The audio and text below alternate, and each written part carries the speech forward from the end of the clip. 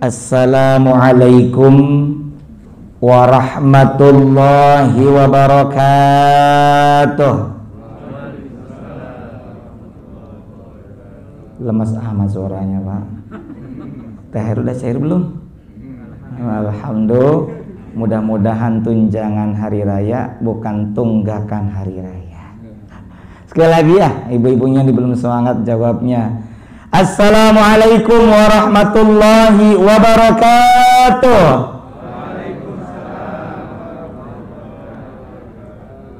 Salam sejahtera untuk kita semua.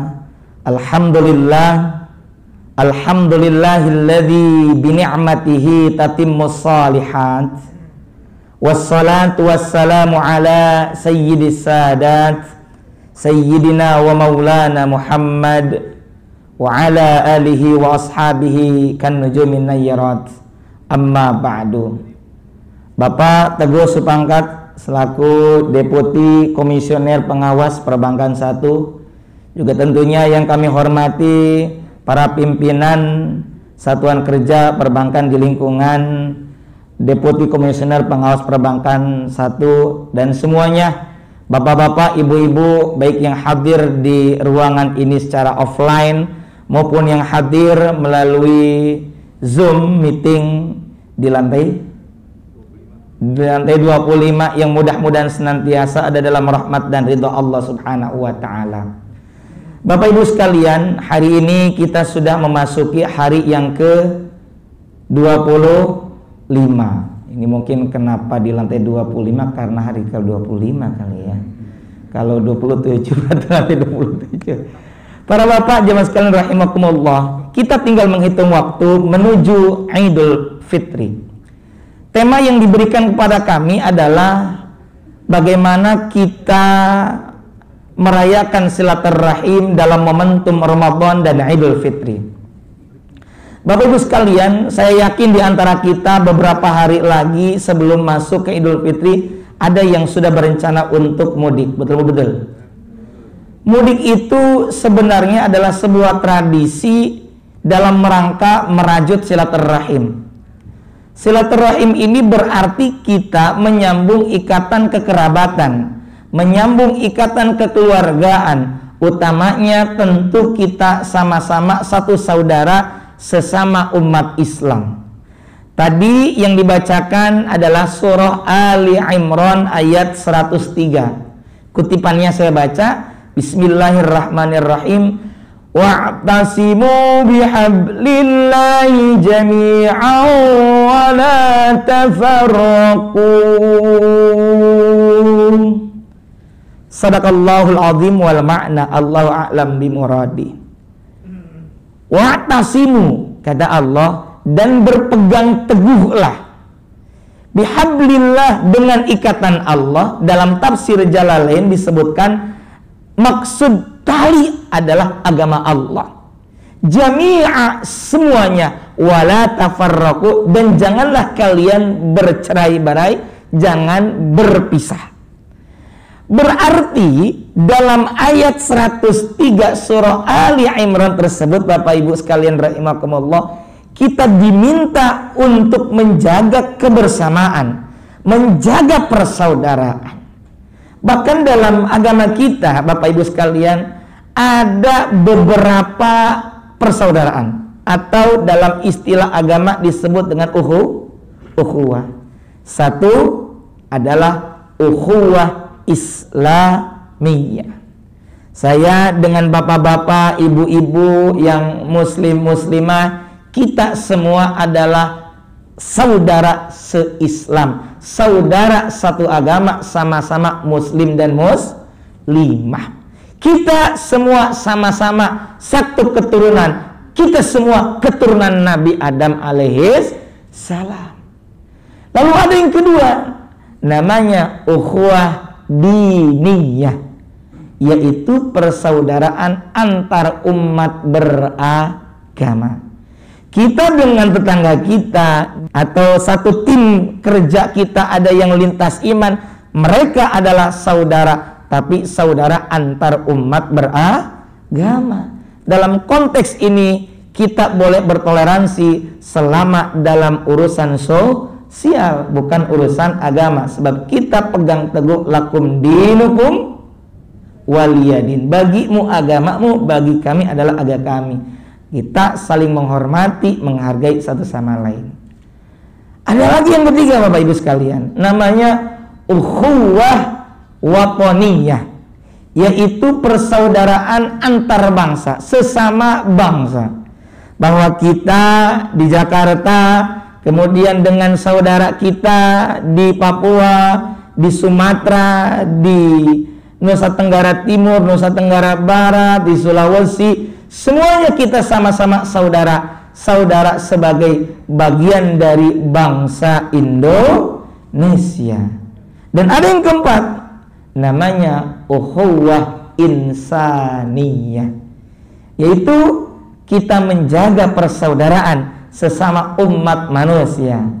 Kita mendengar bahwa di luar negeri, di negara tertentu ada perang berkecamuk, ada yang tertindas, ada yang terzalimi. Kita peduli kepada yang terzalimi karena sama-sama umat manusia. Itulah yang disebut dengan persaudaraan secara universal. 4 hal ini Bapak Ibu sekalian, kita sudah semestinya merajut silaturahim, merajut ikatan ukhuwah. Namun hanya saja tadi kita sama-sama sudah memaklumi, kalau kita sebagai satu agama, maka kita jaga ukhuwah Islamiyah. Bahkan yang menarik Bapak Ibu sekalian, ketika kita mudik, ya, ada yang berjibaku dengan kemacetan, siap-siap saja. Ya, ada yang mau mudik Pak di sini? Ada. Mudik itu sebenarnya bahasa Melayu. Pulang ke udik, pulang ke ujung, pulang ke asal. Ya, walaupun ada sindiran kata siapa itu Bang Ben atau almarhum Benyamin Sueb, situ bikin dosa di Betawi tapi minta maaf di kampung halaman. Ya, bukan berarti tidak boleh kita pulang kampung halaman. Kita tetap, tadi kata Bapak, minta maaf tidak selalu terikat satu waktu di Ramadan saja, betul Bapak ya? Juga tidak kemarin saat akan masuk Ramadan, tapi kapanpun, dimanapun, dalam momen apapun, manakala kita punya salah, dosa, khilaf, maka segera kita minta maaf. Bahkan Bapak Ibu sekalian, ada sebuah tradisi yang menarik. Ketika kita di penghujung Ramadan, masuk Idul Fitri, kalau di kampung Mbak, kita sering berkirim ketupat ya. Ketupat itu orang Jawa maupun orang tanah Pasundan nyebutnya kupat, betul nggak? Di Indonesia akan menjadi ketupat. Nah, ini juga filosofis dan syarat dengan makna Bapak Ibu sekalian, dikaitkan dengan silaturahim. Ketika yang muda berkirim ketupat kepada yang tua, entah menantu kepada mertua, anak kepada orang tua, bawaan kepada atasan, berkirim ketupat itu sebenarnya Pak, ada makna filosofis yang tersirat. Apa itu? Kupat kalau boleh kita sebut akronim dari ngaku lepat. Ngaku lepat itu ngaku punya salah. Bahwa kita berkirim kupat itu sebuah simbol kita mengakui diri kita memiliki keluputan, memiliki kesalahan. Dalam silaturahim itu sebagai sebuah bumbu sekaligus konten, sekaligus isi. Bukan sekedar basa-basi kita datang bertandang silaturahim hanya bertemu saja, tapi ada yang kita sampaikan bahwa kita mohon maaf. Kalau tadi ngaku lepat, kupat, kenapa kita bisa ngaku lepat Bapak Ibu? Karena kupat itu packagingnya atau apa itu, bungkusnya apa namanya itu? Daun apa namanya Pak? Daun kelapa warna kuning, di kita disebut apa? Janur. Ada yang mengatakan dari bahasa Arab ja'a nur. Apa nur itu Pak? Cahaya. Ada yang bilang Pak Teguh, jati ning nur. Nur yang sejati. Kita bisa ngaku punya salah, ngaku baru ngaku. belum minta maaf. Ini karena ada pantulan nur, pantulan cahaya dari Tuhan, dari Allah Subhanahu wa Ta'ala. Karena kalau kita hati ketika lahir itu jernih, bening. Manakala kita balik dewasa melakukan dosa, satu dosa itu adalah satu titik, satu nokta. Lalu banyak noda, banyak dosa, hitam legam, sepertinya sulit menangkap pantulan cahaya. Begitu pula kalau orang sudah hatinya hitam legam tertutup oleh dosa, susah untuk mengakui bahwa dirinya punya salah. Maka hanya hati yang dapat pantulan cahaya nur dari Allah, dia bisa mengaku bahwa dirinya punya salah. Kira-kira gampang nggak Pak ngaku bahwa kita punya salah? Gampang nggak kira-kira? Susah, gengsi. Maka dengan adanya ketupat ini filosofis dan majas. Lalu kalau kita Pak, kata orang Betawi digado, ya kan?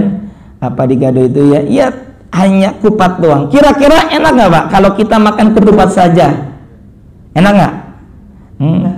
Maka biasanya kalau dalam rantang, ya, kan biasa antara itu pakai apa? Rantang, ya. Rantang itu ringan, kalau berat rintangan namanya, ya.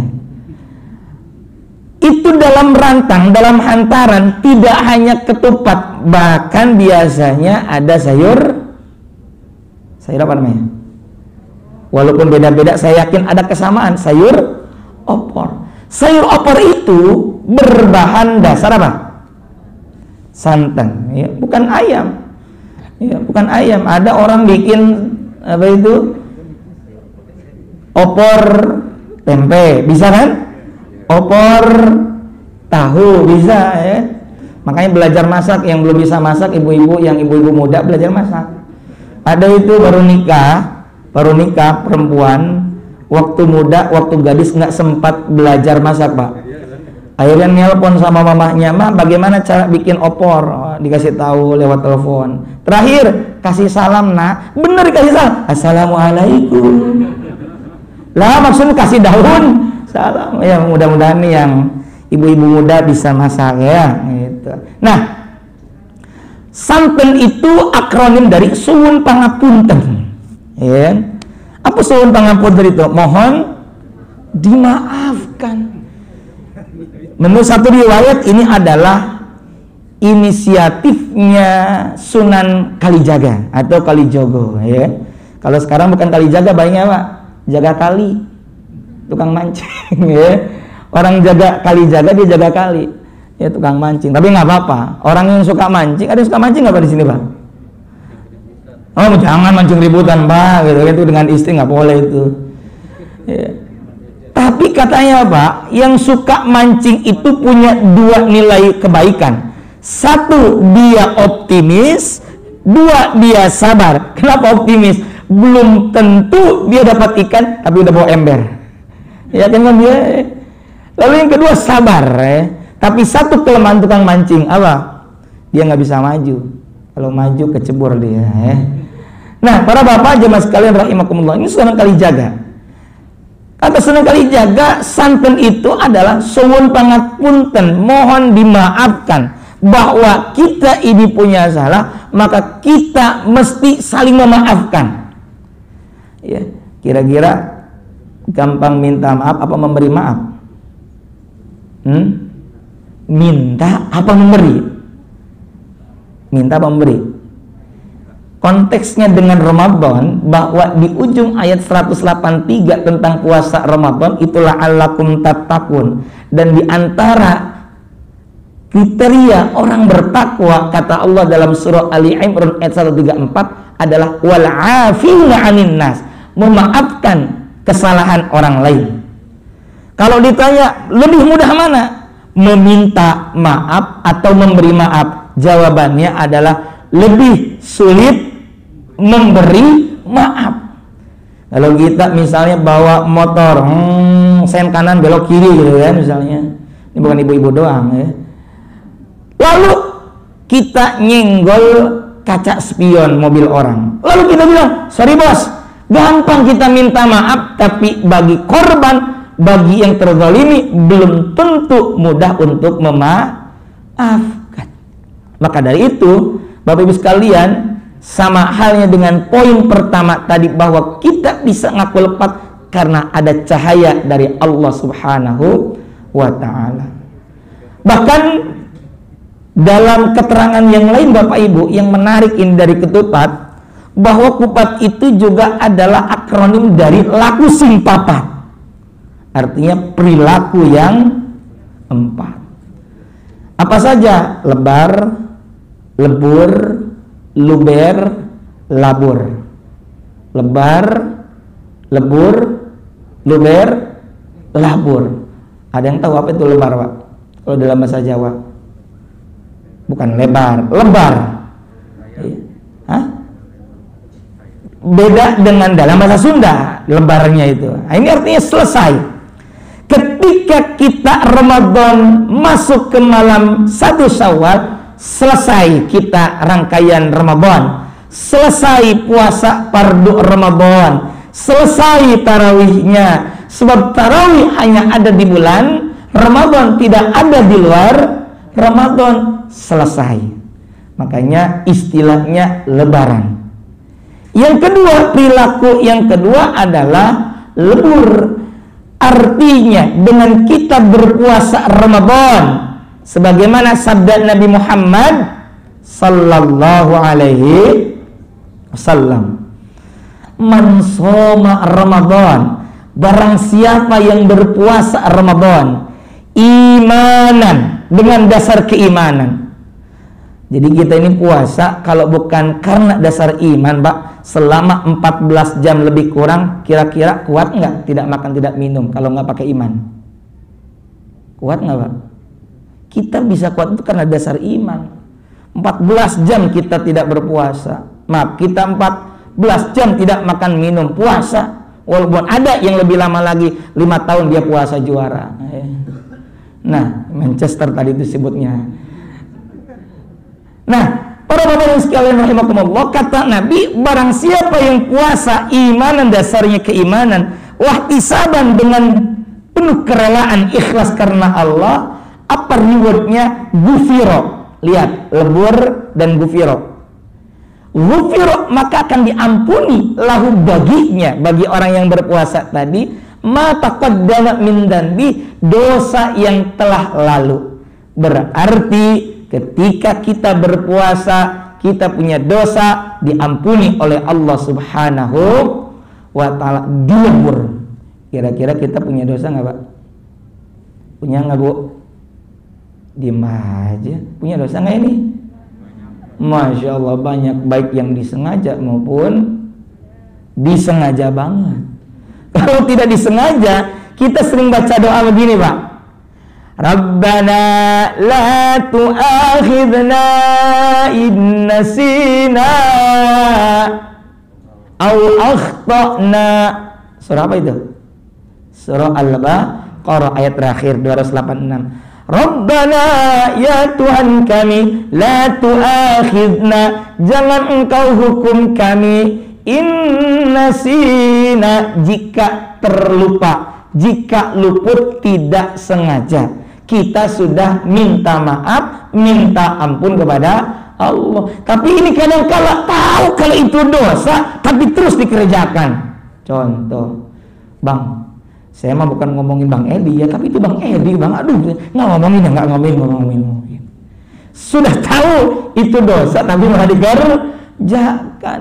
Maka kita dengan puasa berharap kepada Allah mendapatkan ampunan dari Allah Subhanahu wa ta'ala. Bahkan Bapak Ibu sekalian, satu waktu Nabi itu di atas mimbar pernah berkata amin sebanyak 3 kali. Amin, amin, amin. Lalu para sahabat ingin tahu, kalau bahasa kita apa sih? Pengen tahu tuh? Sebenarnya bukan kepo, Pak.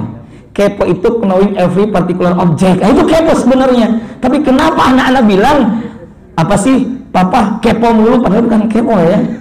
Kayak begitu kenalin every batu project. Iya. Ingin tahu nih para sahabat, ya Rasul, kenapa Anda mengatakan amin sebanyak 3 kali?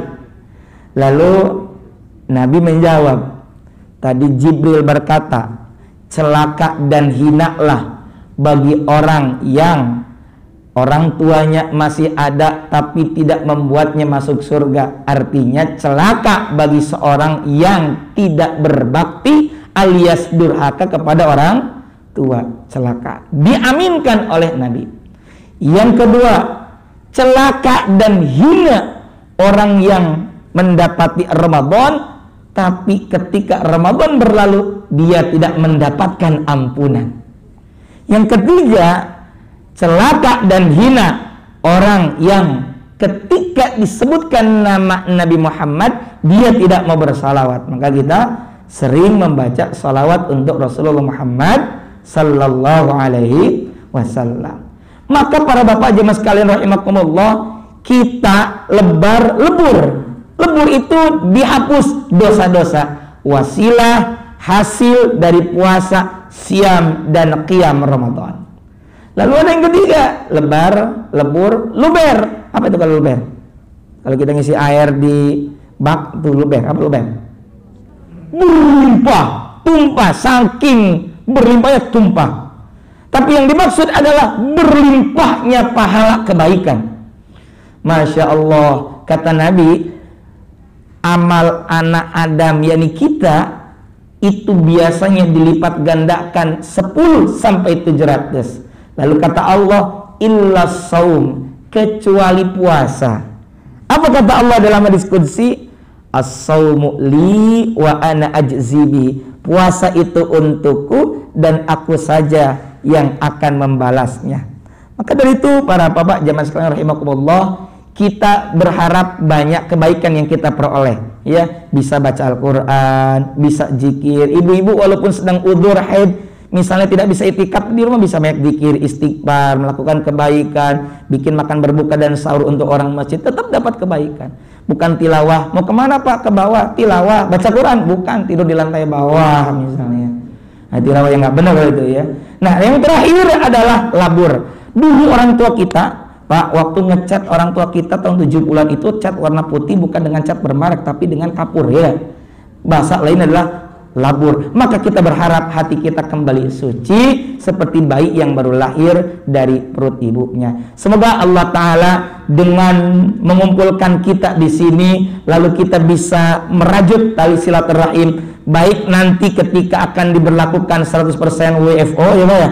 Belum semuanya kan. Nanti kita akan merajut kembali silaturahim, juga saat mudik pulang kampung halaman kita bisa merajut silaturahim dan tentu penuh dengan keberkahan. Sebagai penutup, kata Nabi, man ahabba ayyubsatalahu fi rizqihi wa yunsa'alahu fi atharihi falyasil rahimahu. Siapa orang yang ingin dilapangkan rezekinya dan dipanjangkan usianya, maka sambunglah tali silaturahim. Semoga Allah Ta'ala sehatkan kita semua, sehat lahir dan batin serta penuh dengan keberkahan. Amin ya Allah ya Rabbal Alamin. Hadanallahu iyyakum ajma'in wallahul muwaffiq ila aqwamit thariq. Assalamualaikum warahmatullahi wabarakatuh. Waalaikumsalam warahmatullahi wabarakatuh. Terima kasih kepada Ustaz Idin atas tausiah yang telah disampaikan. Mungkin sebelumnya dari Bapak dan Ibu ada yang mau bertanya mungkin terkait ceramah yang disampaikan oleh Ustaz tadi, mungkin satu orang boleh sambil menunggu berbuka puasa.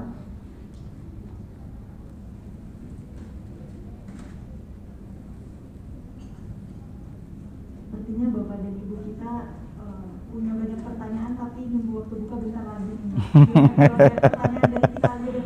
Dari kita penasaran banget nih pengen nanya. Boleh. Pak Ustadz, iya Pak, izin ya Pak. Diizinkan. Dari teman-teman panitia, saya wakili.